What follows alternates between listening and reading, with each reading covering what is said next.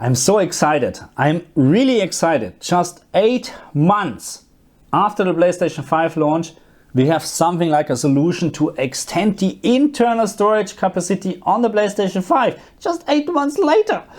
Of course, just for beta users at the moment, because the firmware is just a beta firmware, but no worries at all. I would say maybe 1 or 2 months to go.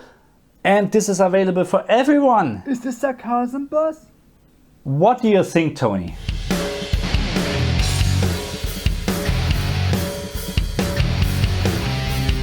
I hate cold coffee. I really hate it. I get you a new one, boss. You're the best, Tony.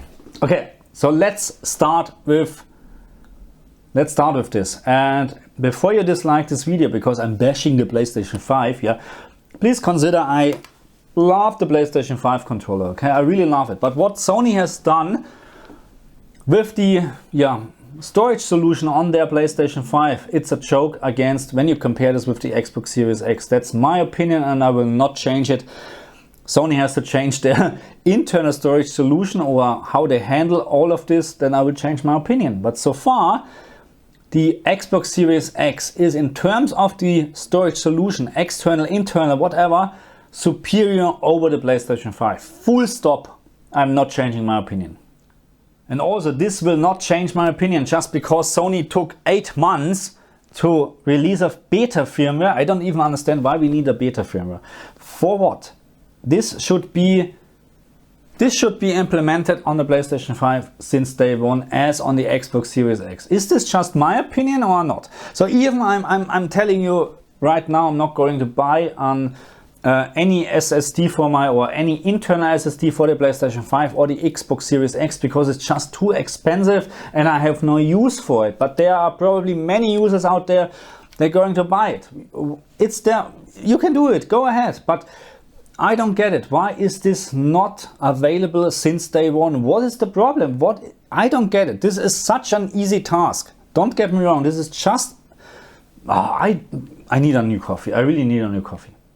Okay, fresh coffee, fresh hot coffee. That's the point, you know. And again, this video is not scripted. I'm just telling you what I think about all this storage solution. And again, I like to say I'm really not,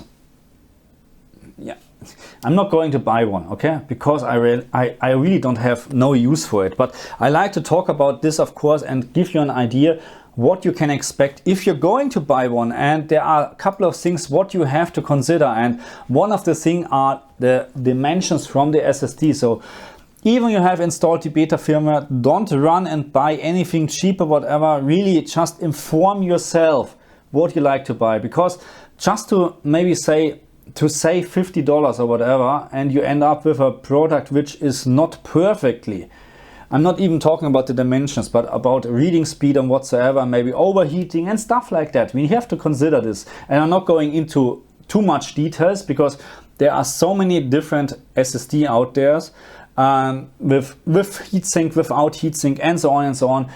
You really need to read a lot, in my opinion, different web pages, different websites, wait for tests and so on, because no worries at all. In a couple of months, a couple of weeks, on your favorite shop where you buy usually your PC stuff or whatever, they will tell you exactly which SSD will fit in the PlayStation 5. They will do this because they like to sell the stuff, okay? So you need to have a little bit patience, in my opinion. There's no point at this very moment to run and buy a SSD. And again, 8 months after the PlayStation 5 launch, okay, just my but anyway, if you like to have some more information what actually you need to have, then go to PlayStation and just read this again, especially about the dimension, because SSD with heatsink can extend this requirements, and then you end up with a not compatible SSD, and you don't want to have this, of course. So when it comes to tests, and there are also a lot of websites doing already tests, reading tests and whatsoever, Google it, okay? There are so many websites. I just picked one website, Eurogamers.net, Digital Foundry. So it's one of my favorite, okay? Because they're doing really a good work. And what they found actually, and they used a Samsung Samsung 980 Pro, 500 gigabyte. Probably the 1 terabyte version was too expensive. No, I'm just thinking. Anyway, what they found with PlayStation 4 games, and we're talking about PlayStation 5 games in a second, they found actually that the external internal drive is a little bit faster than the internal drive, and that surprised me actually, because we know that the internal PlayStation 5 SSD is fast as hell, and it looks like the 980 Pro, which I think has a reading rate around 7500, or was it, just give me a second, 7000, or the 1 terabyte version. So what is the 500 versus Samsung? Has 6900. Okay, it's the same, 7000 megabyte per second, which is absolutely fine. But they ended up that actually PlayStation 4 games loading faster on the external internal, you get my point, than with the internal, which really surprised me, because yeah, I was not expecting this. But more important actually are PlayStation 5 games, because this is actually why I would buy an extension, because you can't play PlayStation 5 games from my external hard drive or SSD, and they ended up with no difference at all. So, and there is no difference when we're talking about 15.13 seconds against 14.92 seconds. There is no difference. Okay, this is just a matter on when you press the button to stop the timer. So in terms of this, it really looks like Samsung S9, Samsung 9. Why I'm saying always Samsung S9? Because I own a Samsung S9 phone here. That's why. Anyway, so in terms of speed or whatever, there are also tests out there where even a website tested the slowest M.2 PCI Express 4.0, and they ended up, of course, with a little bit longer loading times. But even then, it was no problem at all. The PlayStation 5 accepted this. But of course, I have to say, when you now go and you buy a Corsair 4 Series P600 and there is a difference in the reading times, you end up with the same money, and this is, or the same price, and this is Australian prices. So why you should go for something like this and not for something like this, you know, or maybe even going for Western Digital, which has, but $20, and it's about the same reading rate. But Western Digital, of course, in my opinion, one of the SSD solutions, but I never had any problems with Samsung. So I'm using all in my computer Samsung, and in the other computer Crucial. And by the way, there will be a Crucial P5 coming up. I haven't found any price so far, but many websites stating you should wait for this, because it's made also for PlayStation 5, or it will fit for PlayStation 5. And as we know, Crucial is always a little bit less expensive, but in terms of performance always almost on par with Samsung. So I wouldn't say there's a big difference or nothing what you actually will notice. Okay, so this is something to consider. Again, in my opinion, at this very moment, there's no reason to panic and buy right now SSD. Okay, so let me show you a couple of things, and let me explain why I'm not going to buy any internal storage extensions, and the same counts for the Xbox Series X, by the way. There's no need for me to extend the internal storage on the Xbox Series X, because with the almost perfect storage solution with external drivers on the Xbox Series X, and again, it's so much better than on the PlayStation 5, there is no need for me to extend the internal storage. And this at the moment, I'd like to show you this, is my internal storage on the PlayStation 5, and I have just PlayStation 5 games installed. And to prove a point, I actually installed a couple of more games just to make sure that actually there's enough games what you can play on the internal storage, or enough space. And I still have 100 gigabyte free, and that means maybe 2 games more, maybe 3 games more. So as you can see, this is, in my opinion, even for a hardcore gamer, more than enough. And this is just PlayStation 5 games, because for all my PlayStation 4 games I'm using an external hard drive. Yes, hard drive. Why hard drive? Because I experienced a couple of issues with SSDs, with external SSDs. Not quite sure if it's the SSD, but I experienced the same issue with Samsung and Crucial, or maybe it's my external cases. Not quite sure about this. So that's why I'm using hard drives, and there's no problem at all. So, and yes, I get it. Problem with the PlayStation 5 is when you now run out of the game, run out of the storage, you just can move a game, which is, yeah.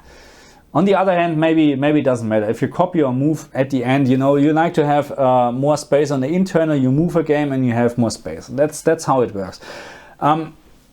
The main problem what I'm seeing here is really when you move a game, you have to stay on the screen all the time. And I'm really hoping, I haven't tried the beta firmware, I'm really hoping that maybe Sony is changing this behavior from the PlayStation, because on the Xbox you can move your whole 10 terabyte hard drive from external hard drive to another 50 terabyte hard drive, and you do this in the background and you play games.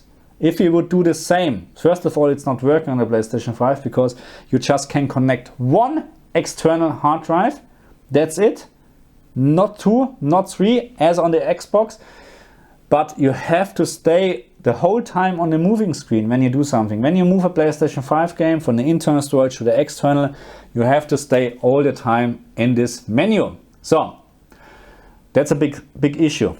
And I hope they will change this in the beta firmware. So maybe if someone of you already tested it, just put in the comments what you think about this, or if they actually change the behavior, because this is for me then something where I would probably change my opinion about the internal storage management from the PlayStation 5, because at this very moment it is just crap. Okay, so that's my 5 cents to this topic, and again, I would not recommend to buy any PlayStation 5 internal M.2 SSD at this very moment, because you will see we need to have patience a little bit. First of all, it's just a beta firmware, and again, I don't understand why we need to have actually a beta firmware testing for this stuff. I really don't get it, because this is such a simple task in my opinion. But anyway, be patient, okay? Be patient, because at some point when this is available for everybody, you will see that suddenly in all the shops we have SSD drives. They're marked as compatible with the PlayStation 5, and we would even see from Samsung, Crucial, whatever the names are, the company names, we will see maybe special PlayStation 5 SSDs, you know what I mean? So there's no point at this very moment to buy anything right now, in my opinion.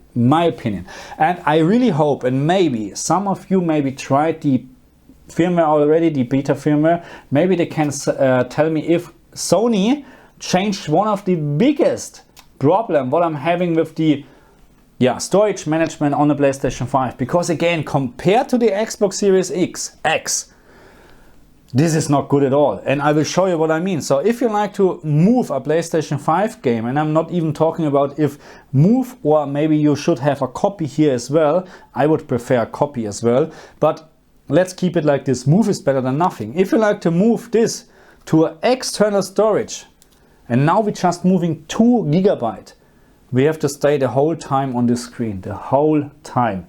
So if you now like to move a 70 GB game from the internal to the external drive, and yes, I'm just using a hard drive, but it's not that much faster on a SSD. Maybe instead of 1 hour, it takes 45 minutes, okay? Why do I have to stay on this screen? On the Xbox Series X, I can attach 3 external drives, and I can move and copy files between those drives, and I can still play. There's no reason why I have to stay on this screen. I really don't get it.